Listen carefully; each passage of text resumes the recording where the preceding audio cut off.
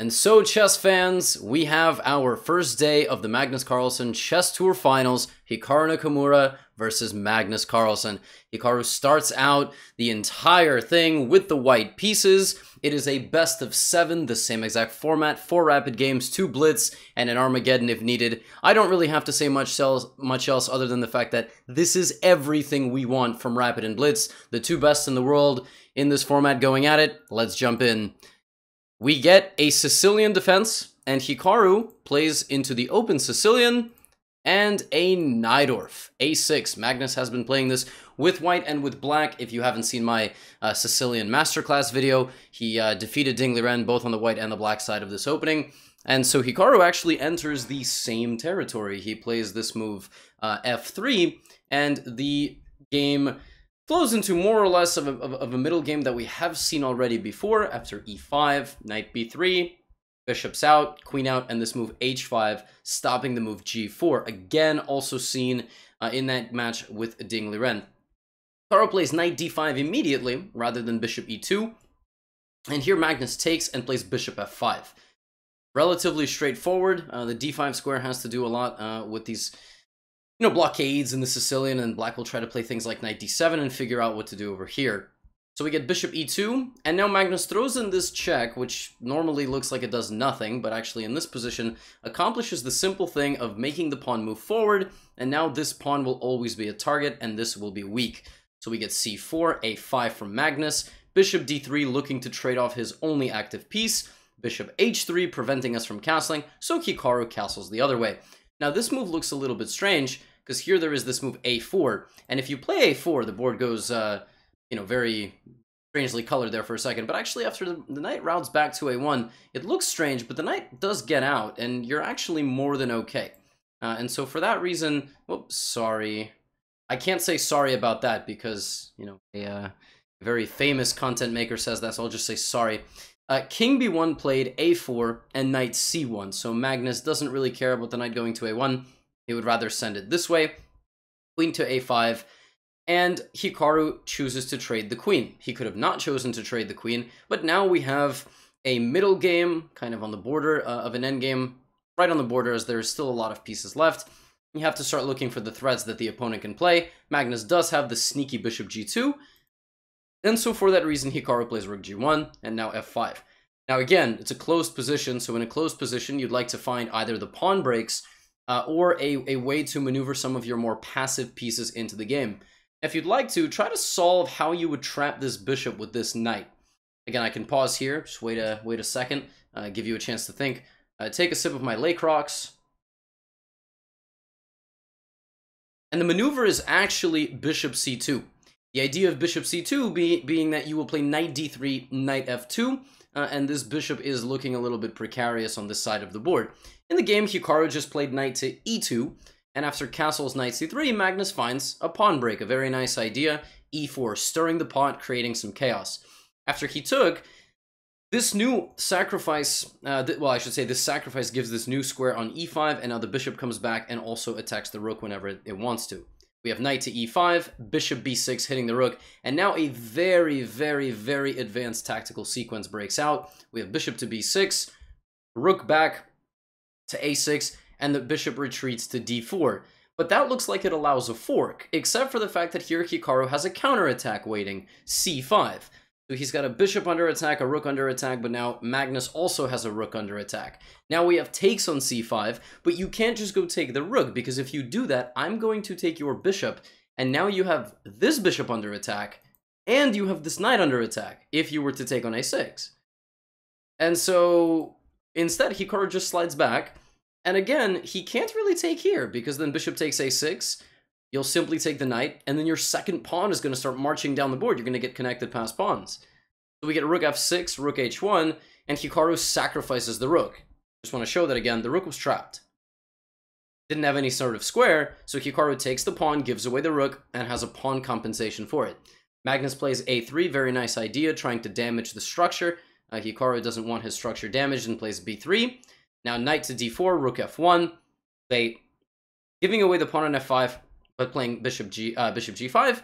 And here Magnus just says, I'm not going to hang around much more, take my rook, and the player simplified into an endgame. I know sometimes you guys say I go too fast, but nothing really happened there. Magnus sacrificed back the exchange, and Hikaru offers a trade, and a few more moves played, pawns were traded, but the nature of this endgame is a draw because of the opposite colored bishops. You have opposite colored bishops, these pawns will never make it through as they're blockaded, this will never make it through, 4-on-4, and game 1 is a draw. And so we move to game 2. Now we have Magnus Carlsen with the white pieces, and I wonder what Magnus is going to play. Magnus plays into the Queen's Gambit, and anticipating I would likely think, bishop e7, which Hikaru has played a lot of in the Magnus Tour, but Hikaru plays d takes c4, the Vienna system, not to be confused with the other Vienna system, which can be played e4, e5, knight c3, and here Magnus plays the aggressive e4. Normally in this position, black plays bishop b4 and tries to win back this pawn, or not win back, rather just win it. But he plays b5, which has been played a lot. It has been played a lot. There are a lot of theoretical games, and the players got out to a mainline position. The whole point being that you can't take, because I would take this, so you attack, then you take, and this knight rotates to b6, you cover this pawn, and you try to protect the bishop, stop the bishop, I should say, from developing. Now here Magnus plays a3. In this position, in about 100 games in my database, this is played 95% of the time. Magnus Carlsen plays a novelty. And I'm assuming that this was not some sort of home preparation. I actually think that his goal was just to get Hikaru out of his comfort zone. So knight c6, bishop e3, knight a5, trying to defend this and bring this here. Queen c2, a6, knight comes back, and bishop e7. Hikaru just looking to develop his pieces. Rook d1, bishop b7. Just looking to develop his pieces. And even the move queen d7 is just trying to develop his pieces. He's not sure which way he's going to castle yet. And Magnus Carlsen plays h4. When in doubt, you can always trust that a super grandmaster will play the move h4, and that's what Magnus does. Bishop is c6, and rook up. So now the combined ideas of marching the h-pawn forward, and then also playing rook g3 to hit g7, this is how super GMs and also how computers are playing nowadays, and Hikaru plays rook b8. He understands that there's going to be some counterplay to be had on this side of the board while Magnus tries to storm his king. We get rook g3, and now a counter shot, danger levels.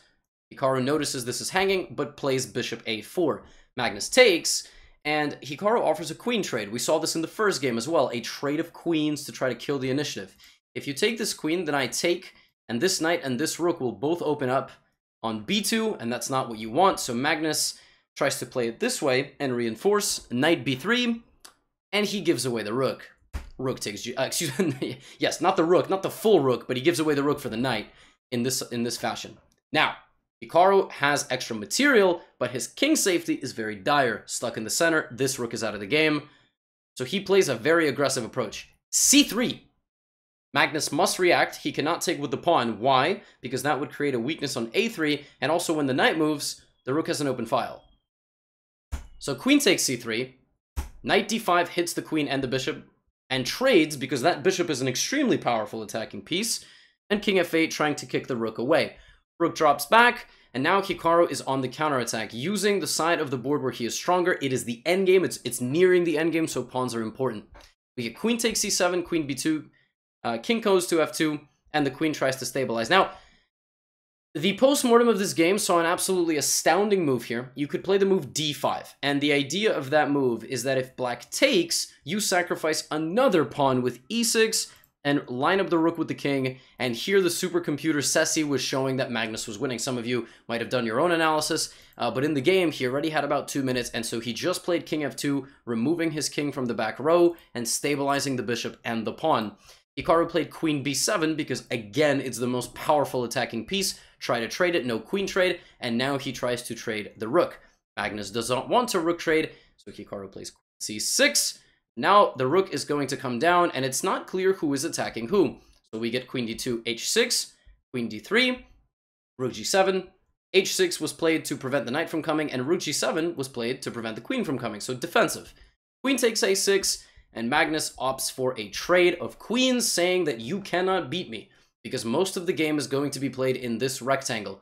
I know that the rook and bishop are out here, but they are pressuring this side. And so with everything here, he assumed that it would be stable, so he just played g4, and Hikaru started creating winning chances. Bishop e7, rook e4, rook g8, and all of a sudden the king's coming, rook is out, rook is down, and the rook bros together. Here they come. So Magnus gets a little bit angsty, and starts to trade some pieces, forgetting that that activates the rook in the other direction. Rook h8, and all of a sudden, the house of cards collapses. Because after king f3, rook h3, you do not take the bishop, because you would lose your rook, but instead you lose this pawn, and after you lose that pawn, you lose the next pawn, and once you lose that pawn, you will also lose the next pawn. And for anybody confused why Magnus played this move, it was because Hikaru was just going to bring the rook around. That's all. He was just going to win the pawn in that way. The way you win this with black is you really should try to keep your rooks on the board as long as possible, unless you make it into a rook and pawn versus one bishop, not bishop and pawn. You want to try to win a pawn rather than trade all the pawns. And, well, a few moves later, Hikaru brought his king out of the corner and traded the rooks, simplifying, and Magnus pushed the pawn to the end and resigned the game, and Hikaru took a 1.5 to half lead. Going into game 3, Hikaru now has the white pieces, so let's see what happens. Another Najdorf Sicilian, just like the first game. Very similar position, except here, Hikaru pops the knight out to a5 immediately. Knight a5. Knight d7, Magnus giving this pawn, because if you do, there's counterplay to be had on the queen side. a4, knight takes b7, and queen takes b2 with rook c1.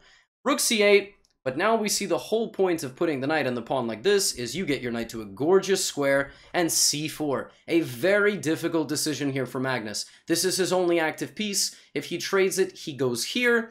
Then we will trade off this bishop, and then we will put the rook on the open file. This knight, a beauty, a chef's kiss of a knight, and so Magnus does not want a trade, but from here on out, it was all Hikaru. Short castle and g4, attacking on the same side of the board because the queen is out of the game. It has no way back, and so after this, shooting down to g5 and a5. g5, a5, boxing in the bishop on both diagonals. This bishop stuck. Rook c8, bishop d3, trying to once again trade off the only active piece that exists. Knight f8, and this is just a very nice move. Again, looking for something like this. But then Magnus started creating counterplay with the few pieces that he had left on the board. Queen h3, bishop h5, and here Hikaru blundered. He played bishop b6, looking to trade the bishop and take with the rook or the pawn, and forgot that this does not trap the queen, because here Magnus has bishop g6, and all of a sudden he's getting counterplay. He's getting counterplay. But here a beautiful move, bishop e3, and if you take, I drop in with my knight to the fork. This forces Magnus to retreat. Rook c1, and again, if you take, I take, and I bring in my rook and I crush you. So Magnus played e4, missing rook b3. The rook is no longer in danger, and if you take, that's it. But then pandemonium happened. Here the supercomputer was showing that if you just shred open the position with c5 rather than or block it up with f4, you're still winning. But Hikaru traded, and then Magnus got some counterplay. Magnus played knight f3 and won the pawn. Played knight g4 check and traded off the only piece remaining that stops this pawn from coming forward, and that's how he got his counterplay. Yes, Hikaru does have a passed pawn, but this pawn is faster. And so all the pieces slowly got traded, and Magnus stabilized. The pawn promotes, and this is a draw because this pawn is too much of a distraction for the bishop. And, well, I'm going to just slowly fast forward here. We get this position, but again, that pawn serves as a decoy. Knight f7 will come and you can't take it. And the players surviving was Magnus Carlsen, getting right into this position, saving the draw, not losing the match, and 2-1 going into the final game. And in the final game, not much happened. Really not that much. It was in English, and it was a 4 knights English with a very early d5. And here, Hikaru played a move in this position with hundreds of games. The move Queen f6, only ever played 2 times. You know what's interesting about the move Queen f6? It was once played by Ganguly, I think Surya Ganguly, against none other than Hikaru himself. So Hikaru has actually had this position with white. He won that game in 2018, but I guess he liked it, and he took it from Magnus's playbook. And the middle game became an opposite-colored bishop game with queens and rooks, and after f3, f5, there was just no way to make any sort of forward progress.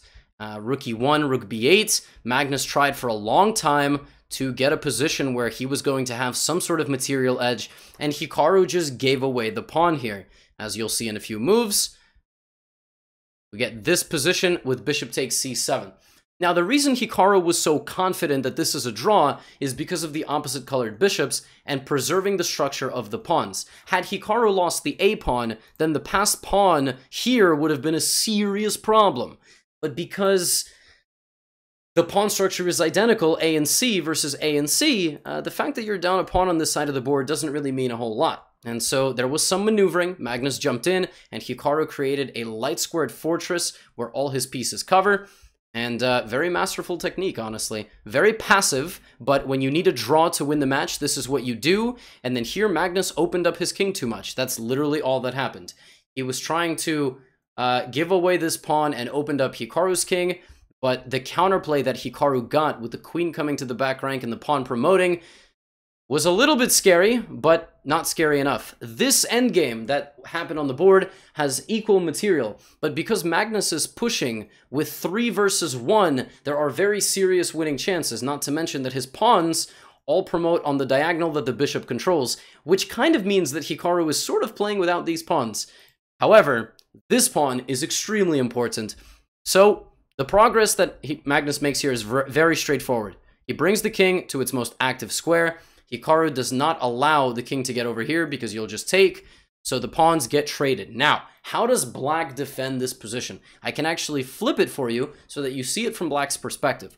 How do you prevent these pawns from showing up at your doorstep? Well, the way you gotta think about it is, the only scary thing to you, since you have the light squared bishop, is that this pawn is not gonna be the one coming forward, because then you'll create a light squared blockade, and this pawn will never come forward.